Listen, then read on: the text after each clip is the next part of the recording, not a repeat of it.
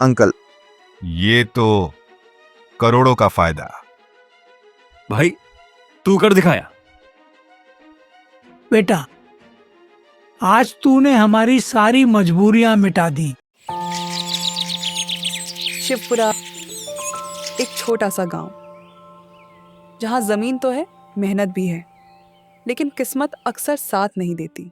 इसी गांव में रहता है एक किसान, भुवनेश्वर।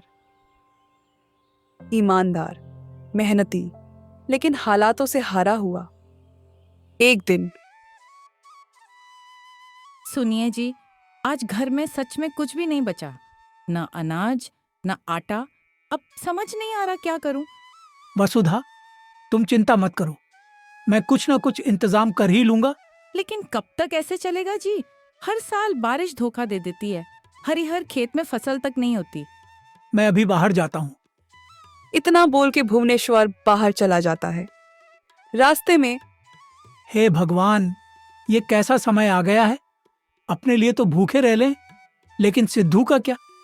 मैंने तो बस खेती करना सीखा और अब वही साथ नहीं दे रही। अब एक ही रास्ता बचा है। भुवनेश्वर अपने गांव के जमींदार के पास जाता है। जमींदार धीरलाल बहुत ही लालची, शातिर और चालाक आदमी था। वो लोगों को लूटने के बारे में सोचते रहता था। अरे अरे, आइए भुवनेश्वर भैया, आज कैसे आना हुआ? नमस्ते धीरलाल जी। समय बहुत खराब चल रहा है, बारिश नहीं हुई, फसल बर्बाद हो गई, घर में एक दाना भी नहीं बचा। अरे, ऐसे समय में हम मदद नहीं करेंगे तो कौन करेगा? बताइए, कितने पैसे चाहिए? मैं ज्यादा नहीं मांग रहा, बस 1500 रुपये दे दीजिए। अरे भैया, इतना कम से कम 10,000 रुपए तो ले लो। पता नहीं आगे कब बरसात हो, कब हालात बदलें। कम लोगे तो मैं क्या कमाऊं, ज्यादा लोगे तभी ब्याज बनेगा। 10,000 रुपये, इतना पैसा? लेकिन अगर नहीं लिया तो मेरा बेटा भूखा रहेगा। ठीक है, 10,000 रुपये दे दीजिए, लेकिन ब्याज? देखिए भुवनेश्वर भैया, 10,000 पर 10% महीना, लेकिन आप अपने आदमी हैं, 8% ही दे दीजिए। 8% महीना? ये तो बहुत ज्यादा है, लेकिन अगर भगवान की यही मर्जी है, ठीक है। भुवनेश्वर बाजार जाता है और घर के लिए राशन और सब्जियां ले लेता है। चलो, आज मेरा सिद्धू खुश हो जाएगा। और इतना कहकर फिर घर के रास्ते निकलता है और अपने घर पहुंचता है।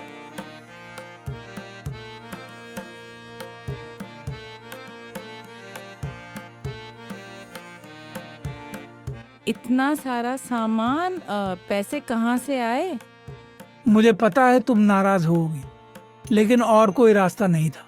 आपने धीरलाल से उधार लिया? हाँ, 10,000 रुपये। वो बहुत चालाक है, समय पर पैसे न मिले तो खेत भी छीन लेता है। अभी बस बेटे की भूख जरूरी है। वसुधा तुरंत चूल्हा जलाकर खाना बनाती है और भुवनेश्वर वहीं बैठकर अपने बेटे सिद्धू का इंतजार करता है। स्कूल से लौटकर सिद्धू घर आता है और तीनों साथ बैठकर अन्न को नमस्कार करते हैं। तभी सिद्धू बोलता है, माँ, आज खाना बहुत अच्छा है। खा ले बेटा, आज तेरे लिए बनाया है। तीनों साथ बैठकर खाना खाते हैं। पापा, आज दोस्त सोमेन ने बुलाया है, उसके पापा मुझसे मिलना चाहते हैं। ठीक है बेटा, ध्यान से जाना। इतना सुनकर सिद्धू घर से बाहर निकल जाता है और रास्ते भर सोचता रहता है, भगवान, मेरे माँ पापा मेरी वजह से परेशान हैं, कृपा कीजिए मैं कुछ ऐसा करूं कि उनकी जिंदगी बदल जाए। अरे सिद्धू, आजा अंदर। तो तुम हो सिद्धू? बहुत तारीफ सुनी है। नमस्ते अंकल। कल से स्कूल के बाद यहाँ आया करो। सिद्धू को नहीं पता था कि ये एक मुलाकात उसकी पूरी जिंदगी बदल देगी। लेकिन क्या एक किसान का बेटा कर्ज के बोझ से निकल पाएगा? सिद्धू बेटा, बैठो। डरने की कोई जरूरत नहीं है। जी अंकल। तुम्हारे बारे में सोमेन ने बहुत बताया है। कहता है तुम बहुत समझदार हो, लेकिन घर की हालत ठीक नहीं है। जी अंकल, पापा बहुत मेहनत करते हैं, लेकिन बारिश साथ नहीं देती। बेटा, मेहनत कभी बेकार नहीं जाती, बस समय लगता है। डर मत यार, मेरे पापा ऐसे ही हैं, दिल के बहुत अच्छे। हाँ, आज पहली बार किसी ने इतना ध्यान से मेरी बात सुनी। सिद्धू घर लौटता है।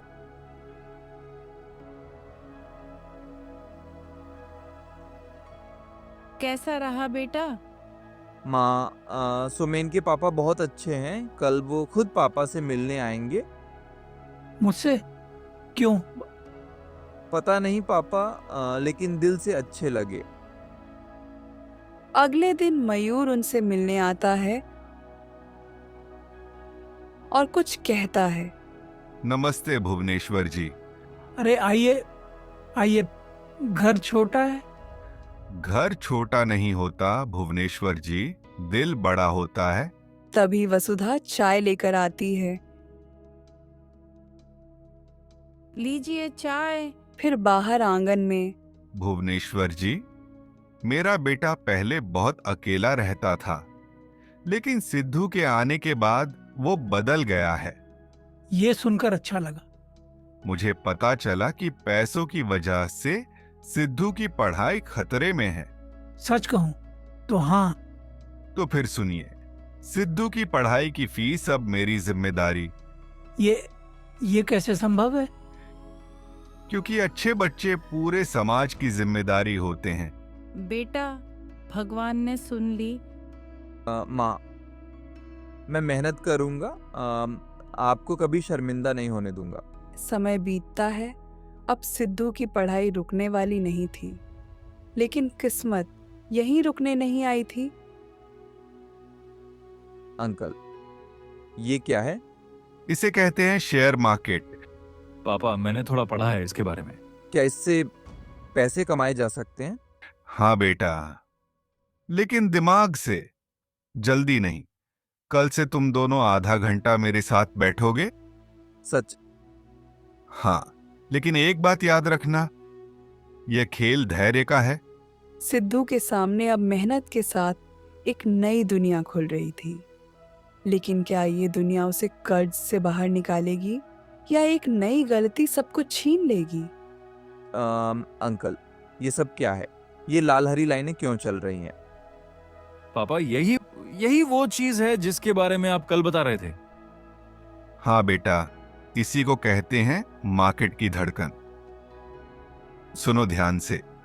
मार्केट में दो तरह के लोग होते हैं, एक खरीदने वाले और दूसरे बेचने वाले। जब एक खरीदता है तभी दूसरा बेचता है। मतलब यही लड़ाई चलती रहती है। बिल्कुल। और इसी लड़ाई में पैसा बनता भी है और डूबता भी। अब सुनो, मार्केट में सफल होने के 3 स्तंभ होते हैं। अंकल, क्या मैं बता सकता हूँ?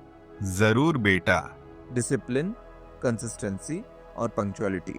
शाबाश। लेकिन जानना काफी नहीं है, मानना और निभाना जरूरी है। सिद्धू रात भर करवट बदलते रहता है। बेटा, सो नहीं रहा? माँ, मैं सोच रहा था अगर मैं इसमें अच्छा बन गया तो पापा को धीरलाल के सामने झुकना नहीं पड़ेगा। भगवान तुम्हारा भला करे बेटा। अगले कई हफ्तों तक मयूर ने दोनों बच्चों को सिखाया कब खरीदना है, कब रुकना है, कब लालच से दूर रहना है। पहले कागज पर, फिर दिमाग में। अब तुम दोनों कागज पर नहीं, असल पैसे से काम करने के लिए तैयार हो।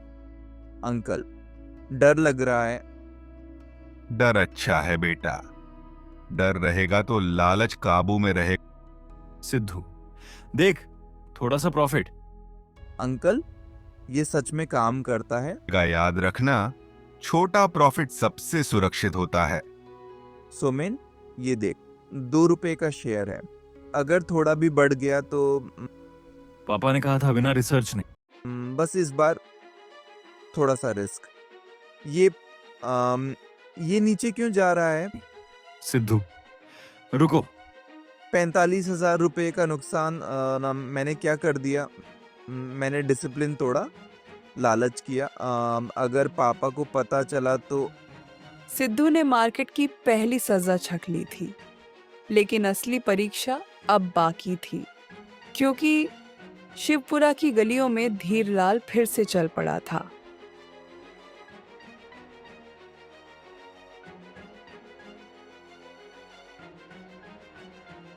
सुनिए जी, आज धीरलाल आने वाला था ना? हाँ, कर्ज का हिसाब पूछने। आप चिंता मत करिए, भगवान कुछ रास्ता जरूर दिखाएंगे। भगवान कब तक? अब तो हरिहर खेत भी मुंह मोड़ चुका है। तभी धीरलाल अपने आदमी के साथ आता है। अरे ओ भुवनेश्वर भैया, जरा बाहर आइए। जी, वो आ गया। तुम अंदर ही रहो, मैं बात करता हूँ। नमस्ते धीरलाल जी। नमस्ते वमस्ते छोड़िए, पैसे का क्या हुआ? थोड़ा समय दे दीजिए, हालात अभी। समय समय तो ब्याज के साथ चलता है। आज से 25% महीना ब्याज लगेगा। 25%? ये तो या तो पैसा या फिर खेत। कि तभी सिद्धू जाग जाता है। माँ, बाहर इतना शोर क्यों? बेटा, धीरलाल आया है। मैं देखता हूँ। प्रणाम धीरलाल जी। अरे, बछुआ बड़ा हो गया है। आप बताइए, कितने पैसे बाकी हैं ब्याज समेत? तू देगा? हाँ, कहिए। धीरलाल डायरी खोलता है। 4,576 रुपये। सिद्धू मोबाइल निकालते हुए, अकाउंट नंबर दीजिए। पर ये कैसे? पैसे मिल गए ना, अब जाइए। धीरलाल बिना कुछ बोले चला जाता है। सिद्धू, ये पैसे कहाँ से आए? बेटा, तूने कुछ गलत तो नहीं किया? नहीं माँ, मैंने मेहनत से कमाए हैं, कैसे? इंटरनेट से सीखकर। मेरा बेटा इतना बड़ा हो गया। उसी शाम मयूर के घर अंकल, मुझसे गलती हो गई थी। नुकसान हुआ? हाँ। गलती सब करते हैं, सीख वही है जो दोहराए नहीं। अब मैं बिना सोचे एक पैसा भी नहीं लगाऊंगा। यही सोच तुम्हें आगे ले जाएगी। कर्ज उतर गया था, लेकिन कहानी अभी पूरी नहीं हुई थी। अब सिद्धू के सामने सबसे बड़ा सवाल था, क्या वो सिर्फ कर्ज चुकाने वाला बनेगा या कुछ ऐसा करेगा जो शिवपुरा की तकदीर बदल दे?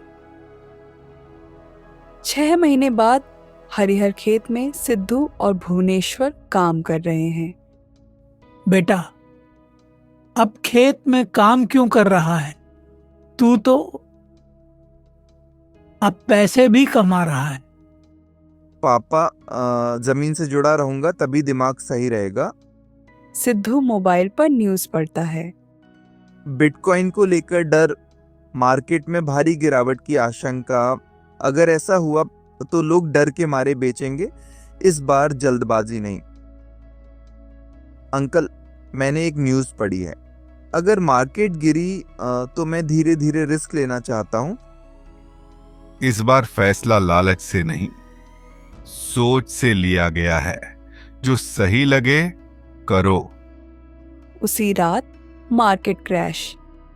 सिद्धू, सब बेच रहे हैं। डर के समय सबसे ज्यादा सोचने की जरूरत होती है। सिद्धू मोबाइल पर खरीदारी करता है। दिन रात बदलते हैं धैर्य। सबसे मुश्किल चीज, न कोई जश्न न कोई डर, 3 महीने बाद सिद्धू मोबाइल देखता है। ये इतना ऊपर? सिद्धू दौड़कर माता पिता के पास जाता है।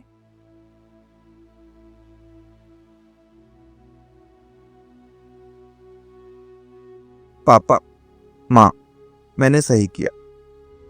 कुछ गलत तो नहीं? नहीं माँ, बहुत सही। सिद्धू देर नहीं करता और सीधे मयूर के पास चला जाता है।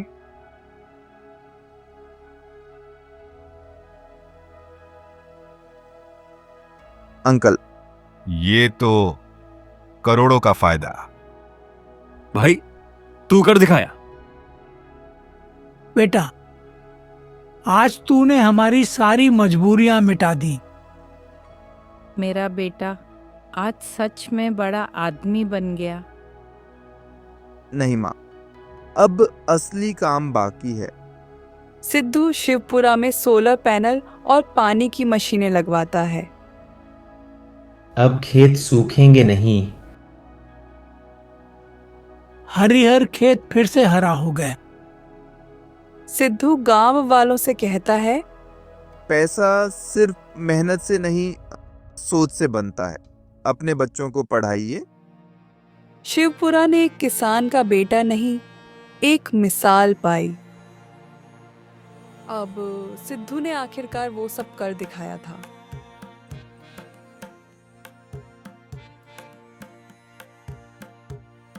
जिसके लिए उसने इतने सपने देखे थे।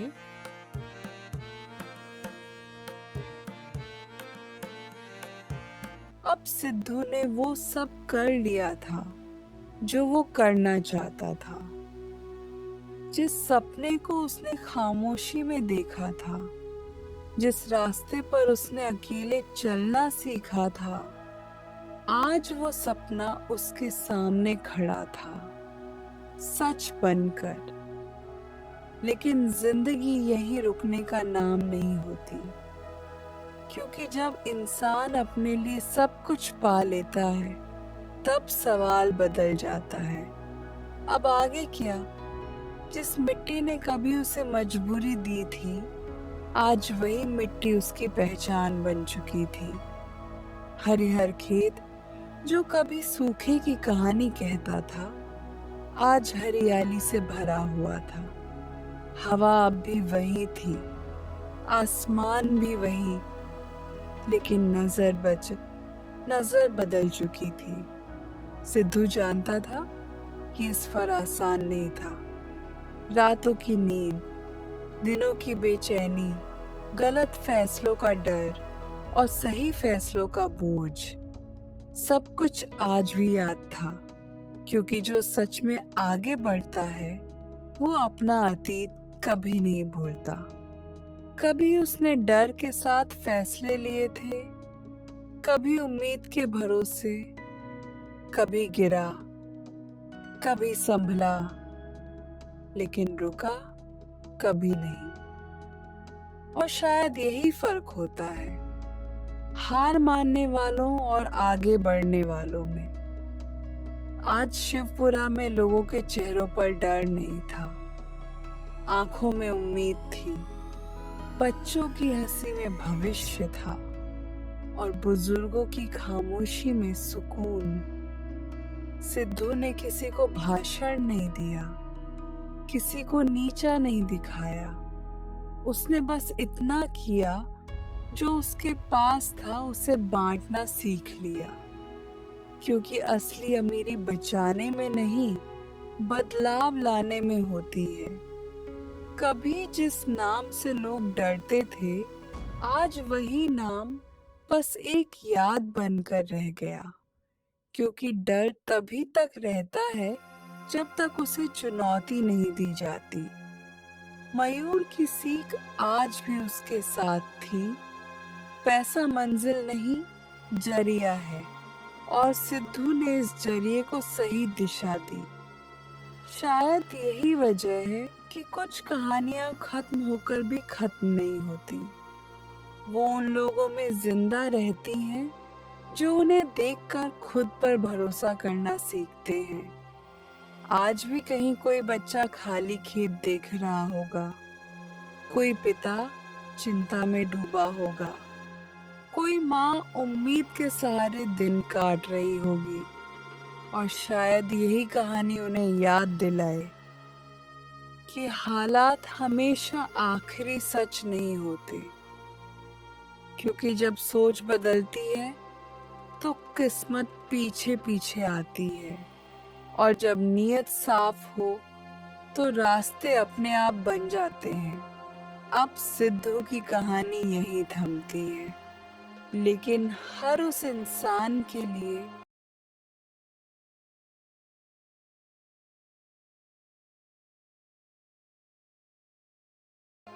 जो आज भी कुछ बदलना चाहता है।